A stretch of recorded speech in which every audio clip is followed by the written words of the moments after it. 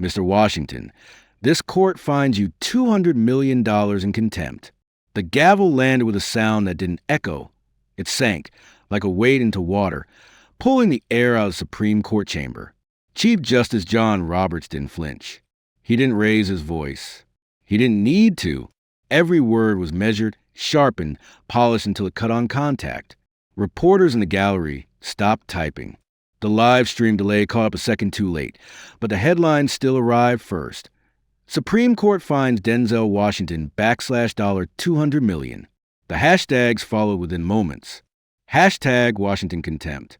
Hashtag actor versus court. Somewhere in the control room of a major network, a producer mouthed one word, without sound, viral. But Denzel didn't move, not even a blink. He stood at the defense table, spine straight, right hand resting gently on the left side of his chest, just above the heart. It wasn't defiance. It wasn't surrender. It was a promise, maybe to himself, maybe to someone who was no longer here. He wore no tie, just a plain black suit, pressed but not flashy. He didn't look like a movie star. He looked like a man who had stopped rehearsing and started remembering. And when Robert spoke again, he did it with something colder than outrage. It was disdain. You have used your platform, Mr. Washington, to undermine public confidence in this court. You have made inflammatory statements. You have disrupted federal procedure. This is not a stage. This is the Supreme Court of the United States. The sentence hung there for a breath. Then another. The marble walls didn't echo. They absorbed it. Denzel's eyes didn't drop. He didn't turn to his attorney. He didn't glance at the cameras lining the side walls like vultures in press suits. He looked only at Roberts. Calm, steady, and then he said 6 words. Quiet, clear, deliberate. But Your Honor, I brought the truth. There was no reaction at first. Not from the gallery. Not from the justices.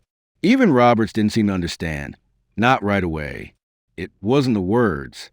It was the way he said them. Like he wasn't defending himself. Like he was reminding someone of a debt they had forgotten they owed. Justice Kagan shifted. Barely. Justice Jackson turned her pen slowly in her fingers. Behind the bar, aides leaned closer to their phones, screens flashing with live transcripts. In the press row, someone exhaled too loud and then immediately tried to disappear. Roberts leaned forward, as if narrowing the distance could shrink the meaning. You brought the truth? He repeated, each word clipped, almost amused. Mr. Washington, this court deals in facts, in evidence, in law, not in performance, not in monologue. But Denzel didn't reply. Not yet. He didn't reach for notes. He didn't raise his voice. He just let the silence work. Let it stretch, because he knew what silence could do. Not the silence of intimidation, not of fear, but the kind that comes before the lights go on. The kind that lets the weight of what's about to happen sink deep enough to leave a mark. 1 second. 2.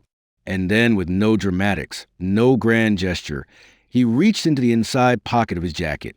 That was when the courtroom stopped breathing. From the gallery to the bench, every pair of eyes narrowed. The movement wasn't fast. It wasn't bold. It was measured, like he'd done this before. Like he knew how to reach for something without rushing, without stalling, just at the exact moment when the room couldn't take another heartbeat of waiting. And then he pulled it out. Not a flash drive, not a folder, but a small, square cassette tape. Worn edges. Black plastic dulled by time.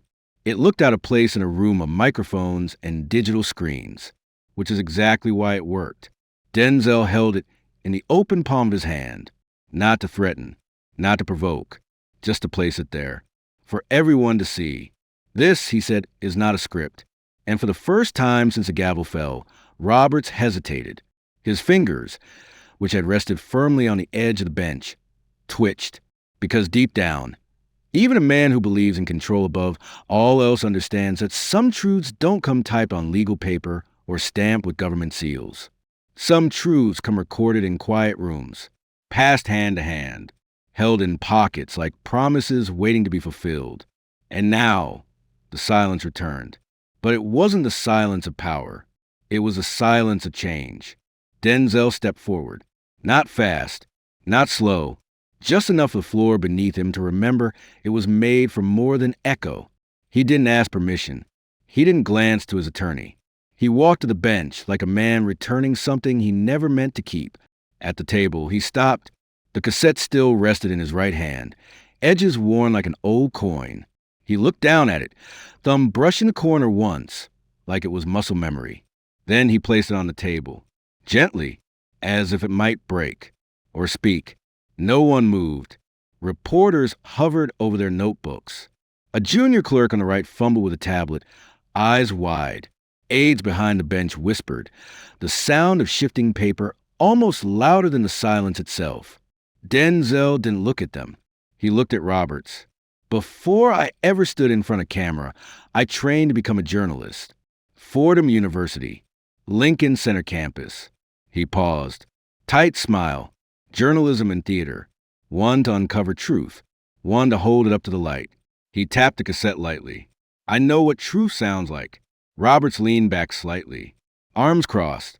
His face unreadable, but his jaw clenched a fraction too soon. Denzel nodded toward the gallery. That tape is from a meeting held at an off-record facility outside Phoenix. 3 men, 1 woman, a company executive, a state contractor, a lobbyist, and someone who was never named but whose voice was unmistakable. He didn't need to say whose. At the press table, someone's pen dropped and rolled away. Denzel's attorney didn't move. She knew this wasn't part of the prep. There was no mention of a tape in the filings. No mention of Roberts in any formal statement. But that didn't matter anymore. Because the courtroom wasn't running on filings now. It was running on attention. A court technician looked to the bench. Roberts gave no order, just a tight nod. The technician moved, connected a small player to the courtroom's audio feed.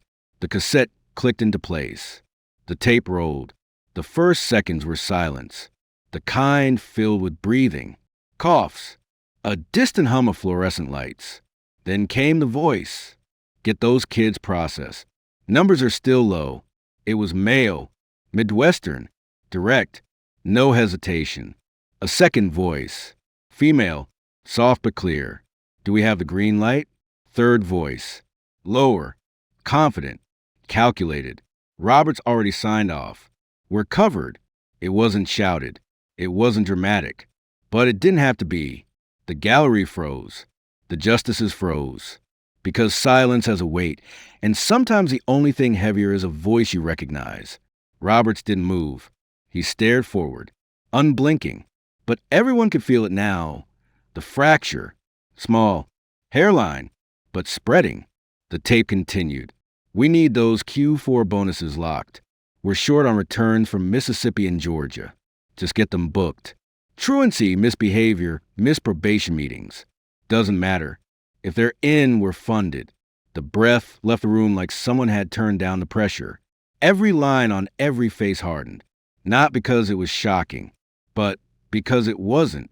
Because somewhere they had all known. In the back row, a woman reached for her mouth. On the left, Justice Jackson lowered her head. On the right, Justice Barrett stared straight ahead, her hand flat on her desk, not shaking but holding still like restraint was the only thing left. The voices on the tape kept talking. About percentages. About jurisdictions. About how many kids were needed to meet projections. About incentives. Bonuses. Coverage. And then it stopped. Click. The room didn't move. Denzel looked back at the gallery. You call it misconduct. You call it mismanagement. But I've sat in rooms where mothers cry because they don't know where their sons are, where sisters bring court dates no one ever followed up on, and where entire families lose everything because a school referral turned into a 3-year sentence in a for-profit correctional camp. He turned slowly to the bench. I didn't come here to perform. I came here to play back what was never supposed to be heard. Justice Gorsuch leaned forward. Barely. Justice Kagan didn't write. She listened. Roberts finally spoke. You expect us to verify that tape? Authenticate it without a chain of custody? Without context? Denzel stepped back from the table. I expect you to hear it. That was all. He didn't raise his voice. Didn't challenge. Didn't accuse. Because the tape had already done that. And now, The courtroom didn't just feel heavy, it felt haunted. 6 months earlier, the lights were softer, the camera smaller. No judges, no robes, just a gymnasium in East Baltimore with peeling paint and a row of folding chairs. Denzel stood in front of a group of kids from the Boys and Girls Club of America. He wasn't there to act. He was there to listen. He had been working on a documentary. Something quiet, something honest. Not a studio project, not a streaming pitch. Just a piece about hope in underserved neighborhoods. About kids who still showed up even when the system had forgotten their names. The club had invited him because he wasn't there to pose. He never was. He asked questions. He watched. He helped a boy reset a jam mic. He laughed with a girl who showed him how to balance a camera on a milk crate. It wasn't flashy. It was familiar. That's when she approached him. 17, denim jacket, braids pulled back tight. Her name was Araya. She waited until the others had gone back to their stations. Then she walked up with her hands tucked in her pockets, her voice low. "Mr. Washington, I know this is probably not the place, but my brother's not here. He was, until 2 months ago." Denzel looked at her. Patient. She went on. "They took him, said he violated his truancy contract. Missed 3 days, but he was sick. He had papers. I saw them. Where is he now? A place in Arizona. They call it a rehab academy. But it's a prison. They don't call the kids by their names. They call them by numbers." She paused. Her throat moved. "I called. They said he has to stay 9 months. But he's 12. He's never been in trouble. Do you have anything? A letter? A contact?" She hesitated, then handed him a file folder. Inside was a scan of the violation notice, a copy of his immunization record, and a photo of a boy in an orange jumpsuit, eyes blurred out for privacy. Then something else, tucked in the back, a Polaroid, older, yellowed at the edges. Denzel stopped when he saw it. It was him, maybe 17, in a Yankees jacket, arm around a friend. Both boys laughing under a Bronx autumn sky. The name on the back of the photo, in smear blue ink, Marcus and D. Zariah looked at him. "That's my dad. He passed last year. He kept that photo in his wallet. Said you were the only person who beat him at the citywide debate finals." Denzel held the photo without speaking. Later that night, in a hotel 2 blocks from a shuttered school, Denzel opened a second folder, one he had carried for years but never reopened. Inside was cassette, labeled in faded marker, BX 1984, Marcus W. He didn't play it right away. He just stared at it. Then, slowly, he slid it into the old Walkman he kept in his travel case. Hit play. The sound cracked at first. Then came the voice. Marcus, younger, lighter, still learning the way to words. "If you ever find this, man, promise me something. Don't let them lock up the next ones. They lock us up easy, but they'll lock them up faster. They won't even blink."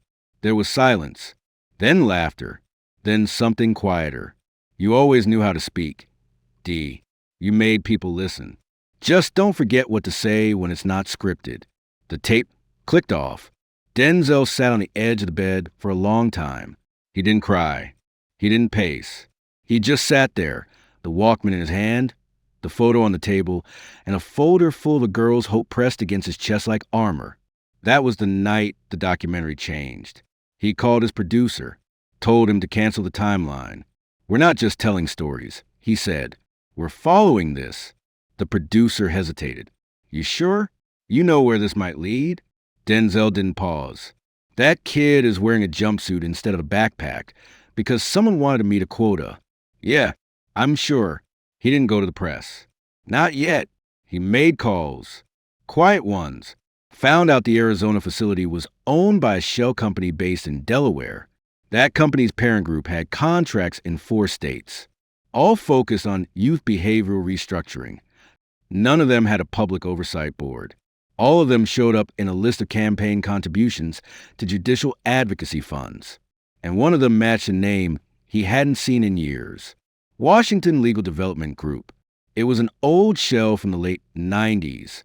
It had resurfaced 3 months ago with a single board member and a 1-year lease on an office in D.C.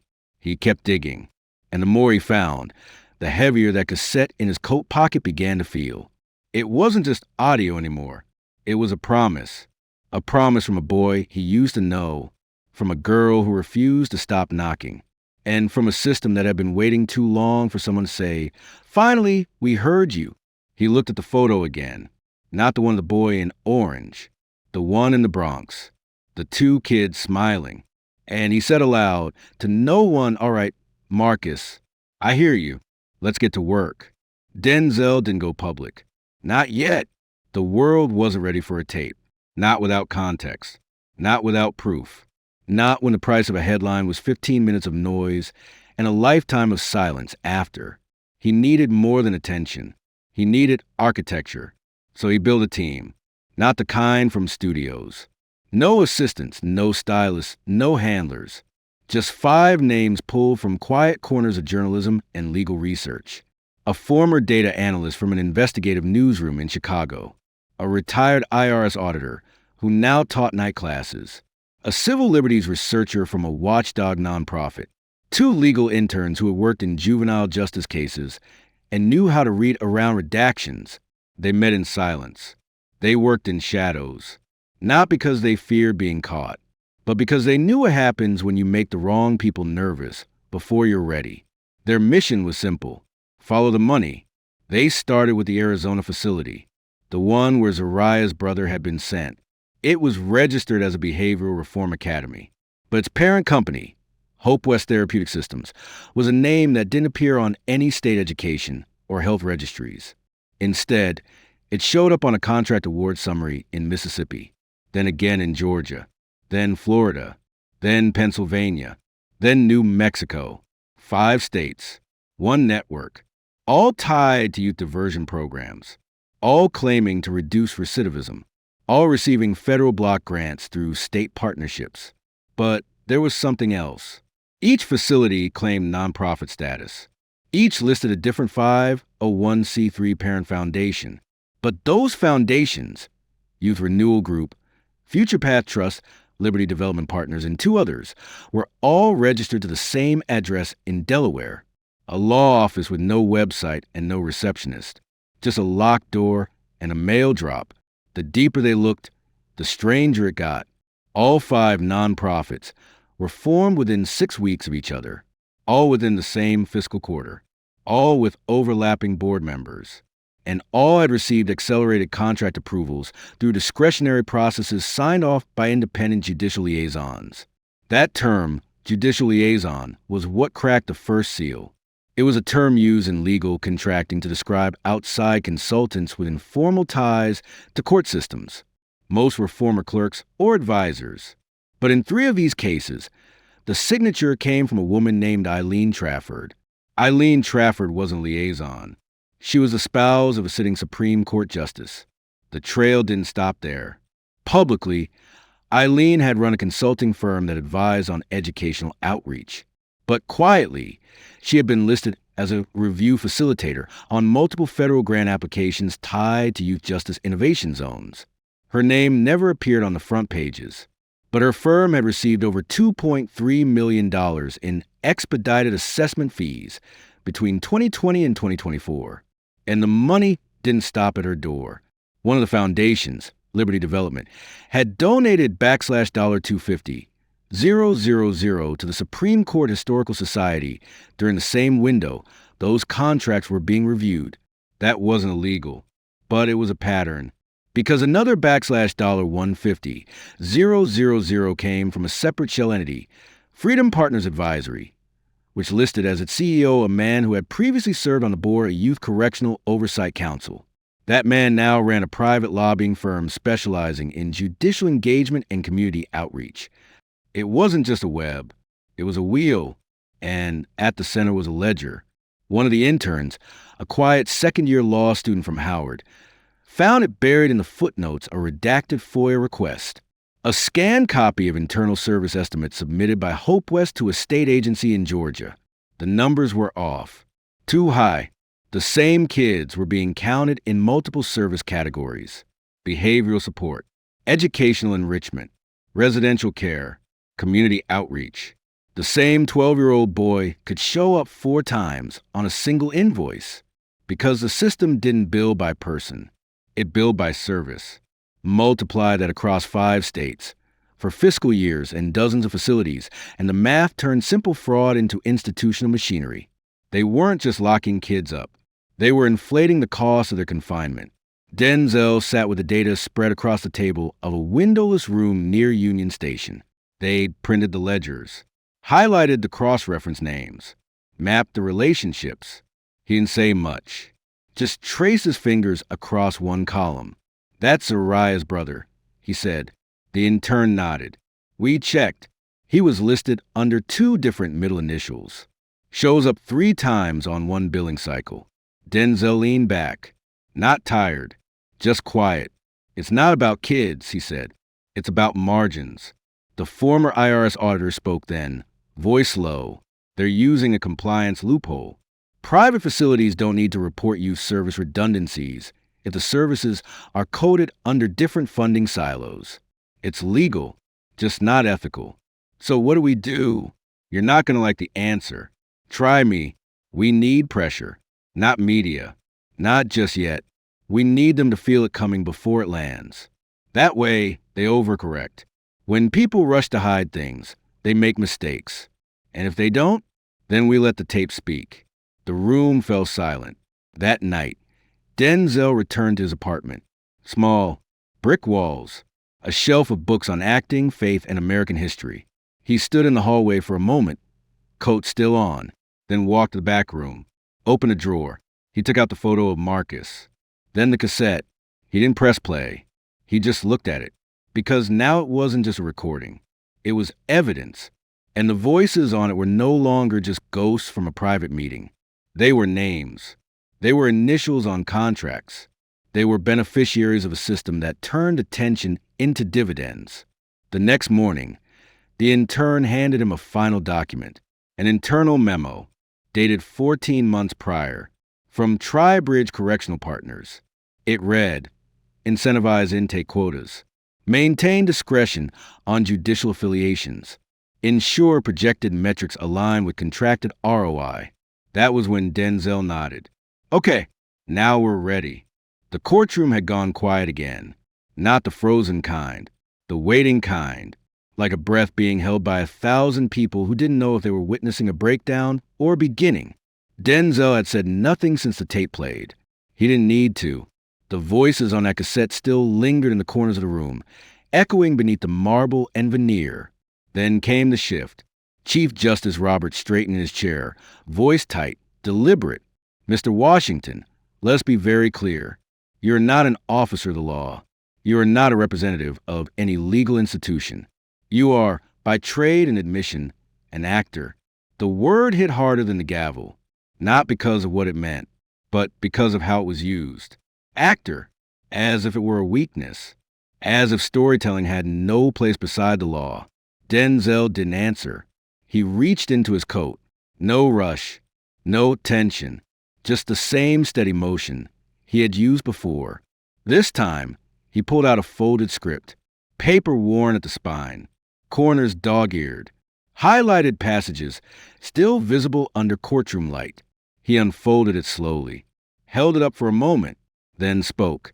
"This is the original screenplay for The Hurricane, the story of Reuben Carter, a boxer falsely accused, imprisoned for 20 years, for something he did not do.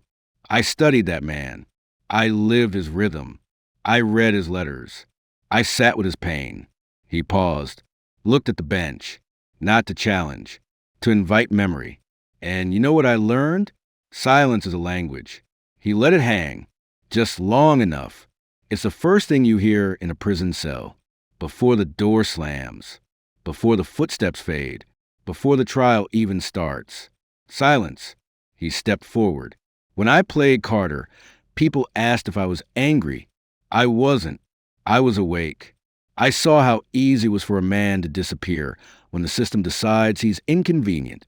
I saw how evidence gets buried, how numbers become excuses, and how time becomes a sentence long before a verdict is passed." Justice Kagan leaned forward, Barely. Her pen didn't move. Roberts didn't reply. But his knuckles whitened on the bench. Denzel lowered the script, folded it, placed it gently on the table beside the cassette. So yes, I am an actor. But I didn't come here with a role. I came here with receipts. He turned to his attorney. She opened a folder, passed him a document. Another, then another. Denzel held them up one at a time. This is a contract between Tribridge Correctional Partners and a nonprofit shell company called Future Path Advisors. $24 million. He let the number settle. This is an invoice showing that same money split between 3 subcontractors with no staff, no locations, and no track record. He turned the page. And this, he said, tapping the corner, is a payment record showing that one of those subcontractors hired a consultant for educational development. That consultant? Eileen Trafford. Roberts didn't move, but he blinked. Once. Denzel stepped closer. Just a fraction. Enough to narrow the air. Your wife. The room didn't gasp. It didn't need to. It just stopped. Completely. A justice's spouse hired as an advisor to a network of youth rehabilitation facilities. Facilities under investigation for inflating service numbers, denying family access, and prioritizing profit over process. The timing of the payments matched the expansion of federal grant approvals. The signature on the recommendation letters matched known samples, and none of it had been declared on the annual conflict disclosure forms submitted by the justices. It was legal, technically, but not invisible anymore. Denzel didn't raise his voice. He didn't gloat. He simply read from a memo they had found days earlier. Incentivize intake quotas. Maintain discretion on judicial affiliations. He closed the folder. I didn't come here to accuse. I came here to connect dots that were drawn in disappearing ink. Justice Barrett shifted in her seat. Her jaw clenched, but her eyes didn't leave him. Robert sat still. The silence returned. Not brittle. Dense. Like concrete poured around a room no one wanted to escape from, because leaving meant admitting what had been built here. Finally, Robert spoke. These documents have not been authenticated. This court has no verification process for unofficial materials. Denzel nodded. That's fair. He reached into the folder one last time. Then maybe this will help. He held up a notarized letter. Signed. Stamped. It was from a former compliance officer at Liberty Development Partners. In the letter, the officer described how the company had been directed to obscure executive affiliations in filings related to the Supreme Court Historical Society, how financial disclosures were funneled through secondary charities, and how internal correspondence confirmed the awareness of high-level judicial contacts. The letter closed with a single line. I kept quiet because I didn't think anyone would listen. Denzel looked back at the court. I'm listening. He placed the letter beside the others. Roberts tried again. This is conjecture. Is it? Denzel gestured to the evidence. These aren't scripts. They're signatures. And the only performance happening here is the one that pretends a law is blind when it's just looking the other way. He stepped back, folded his hands in front of him. Still, the room had changed. The walls had shifted, not physically, but in the way people carry themselves when truth makes the ceiling feel lower. Robert stared down at the documents, then up at the man who had delivered them. You think this is justice? Denzel didn't answer. He just stood, not as a symbol, not as a spectacle, but as a man who had spent his life becoming other people to show the world what it refused to see. And now, for the first time in years, he wasn't acting. He was remembering. The knock came without fanfare. 3 taps. Not loud, not rushed, just measured. Enough to make every head in the room turn. The courtroom doors parted. Slowly, deliberately, 3 figures entered. 2 men, 1 woman, all in dark suits. No cameras followed. No announcement. Just presence. The woman stepped forward, holding out her credentials. Special Agent Maria Rodriguez. Federal Bureau of Investigation. Public Corruption Unit. She didn't raise her voice. She didn't need to. She turned to the bench, her eyes on Roberts. We are executing a federal warrant issued by the U.S. District Court for the District of Columbia. It authorizes immediate collection of all physical and digital materials submitted in this chamber related to pending allegations of misappropriation, conflict of interest, and systemic abuse within federally funded youth rehabilitation programs. Silence. A different kind this time. Not the silence of discomfort or disbelief. The silence of consequences. Robert stared at her. His mouth opened, then closed. His fingers hovered near the gavel, but he didn't touch it. Rodriguez walked forward. Calm, controlled. She approached the evidence table. Denzel stepped aside. He didn't speak. He simply reached into the inside pocket of his coat and pulled out a second cassette. Then, with his other hand, he retrieved a sealed envelope, off-white, thick, the kind used for case files and forgotten stories. He placed them both gently on the table. Rodriguez looked at him. Slight nod. No words yet. Denzel turned to the court. His voice didn't rise. It settled. Inside that envelope are 742 names. He paused. Children. He let the word stand on its own for a breath. Kids who were detained without proper review, sent away under inflated charges, pushed through administrative loopholes. Most of them never had full hearings. Some were 12. The youngest was 9. The gallery froze. The justices didn't move. One aide in the back covered her mouth. Denzel continued. The cassette contains a compilation of intake recordings, conversations between staff and minors. Some are administrative. Some are interviews. One is a boy from Georgia, 12 years old. He was detained for missing school. His family didn't speak English. He spent 8 months in a facility before anyone realized his paperwork was incomplete. At the end of the recording, he whispers a question. Denzel looked at Roberts. Would you like to hear it? Roberts didn't respond. His jaw tightened. His hands had returned to the edge of the bench, gripping the wood like it might offer answers. Rodriguez gave a subtle nod to one of her agents. The man stepped forward, picked up a cassette and the envelope. No commentary, no hesitation. They were evidence now, not narrative. Denzel remained still. I'm not asking for sympathy, he said. I'm not even asking for apology. What are you asking for? Roberts asked finally. The words came out brittle. Recognition, Denzel said. He turned slightly. Not dramatic. Just enough to face the full courtroom. They weren't numbers. He tapped the envelope. They had names. He tapped his chest. And they had dreams. Another beat of silence. Rodriguez looked at the bench. This court is advised that multiple agencies have already begun preliminary investigations into the organizations referenced. The evidence provided here today, along with corroborating materials acquired via subpoena and whistleblower testimonies, will be reviewed under seal. She held Roberts' gaze. You are not being accused. Yet, Roberts didn't answer. But the shift was visible. The robe still held its weight, but not its protection. One of the junior justices glanced at the screen in front of her, then leaned back, quiet, thoughtful. Denzel stepped forward again. This isn't about politics, he said. It's about promises. He nodded toward the envelope. I've read every file. Some were handwritten. Some were scrawled in block letters. Some came with photos, drawings, dreams of becoming teachers, dancers, engineers. One boy wanted to be a marine biologist, even though he had never seen the ocean. He paused. You know what they had in common? They were all poor. Most of them were black or brown. And none of them had someone to speak for them when it mattered. Until now. Rodriguez spoke again, her voice measured. We will be collecting all audio and written records under evidentiary protocol. No copies will be distributed without judicial review. Denzel didn't nod. He didn't smile. He simply looked back toward the gallery. They came into that system because someone called it justice. But what they found was accounting. He looked to the junior clerk in the front row.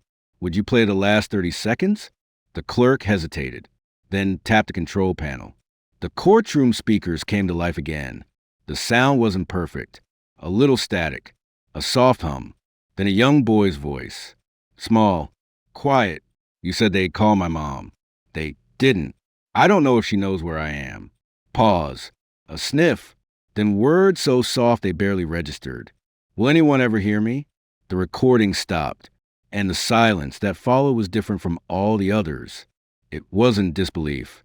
It wasn't tension. It was shame. Justice Jackson looked down. Justice Gorsuch closed his eyes for half a breath. Rodriguez turned to her team. Begin the collection. Agents moved forward. They didn't rush. They didn't speak. One lifted the evidence folder. Another took the playback device. As they worked, Denzel stepped back, his hands folded, not in prayer, in respect. He watched them, not as a man taking a victory, but as someone who had carried voices long enough. Rodriguez passed him on her way out, paused, met his eyes. You did what they couldn't. Denzel looked at her. No, I just didn't stop listening. And then he turned back toward the bench. The robe still sat there, but the weight had shifted, not from power, from truth. The statement came without ceremony. No press conference, no televised address, just a one-page release stamped at 3:47 p.m. Eastern Time. The Supreme Court acknowledged the receipt of federal investigation request. Chief Justice John Roberts would recuse himself from all court matters pending review. There were no denials, no explanations, only silence. It spread quickly, not across headlines, but across hallways, in courtrooms, in government offices where doors began to close a little slower and conversations grew a little softer. The kind of silence that doesn't fear being broken, because it already has. Denzel said nothing. He didn't take a victory lap, didn't tweet, didn't grant interviews. When the networks reached out, he declined. When his agent called, asking if he wanted to make a statement, he said there was nothing more to say. He just packed a small bag, a few books, a folder of notes, and a cassette. Then he got in his car and drove north, to the Bronx, to Fordham University. The campus hadn't changed much. The stone building still stood with quiet dignity. The wind still cut sharp in the late afternoon. He walked past Keating Hall, past the same bench where he used to eat between classes. The journalism building looked smaller now, but the echoes inside hadn't faded. He nodded to the receptionist. No badge, no entourage, just a man returning to where he first learned that stories mattered more when they were real. Down the hall was a door that stuck when it closed. Same as always. Inside, the room was dimly lit. Acoustic foam peeling in the corners. A single desk. A few stools. And a microphone mounted on an arm that creaked when you moved it. The old campus recording booth. He flipped a switch. The room hummed to life. Then he waited. 10 minutes later, the door opened. 3 kids stepped in. Teenagers. Nervous. Curious. One boy in a hoodie.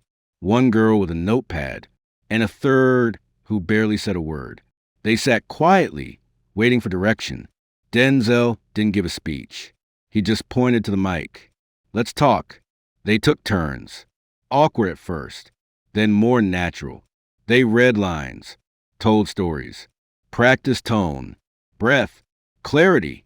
Denzel sat with them, adjusted levels, showed them how to pace between sentences, when to pause, when to hold space. The smallest girl looked up halfway through. Are you the guy from the court video? Denzel didn't answer right away. She tried again. Did you make them let my brother go? He smiled. Not wide, just enough. No, he said. I just kept listening. She looked at him for a long moment. Then she nodded and stepped up to the mic outside. The sky had turned soft, the kind of gold that only shows up at the edge of evening. Inside, the room was filled with something you couldn't quite name. Not victory, not closure, but presence. Denzel stood by the window for a while, watching the wind move the leaves outside the glass. He didn't reach for his phone. He didn't check the news. Somewhere, he knew, another hearing was happening. Another headline. Another ripple. But in this moment, none of that mattered. Because here, in this little room that smelled of dust and memory, something more important was happening. A kid found her voice. And someone was there to hear it. Later that night, the tape would play again. Not in court. Not on TV. but on a pair of old headphones passed between students who wanted to learn how to tell the truth. And somewhere in a stack of files still under federal review, 742 names waited, not as numbers, but as beginnings.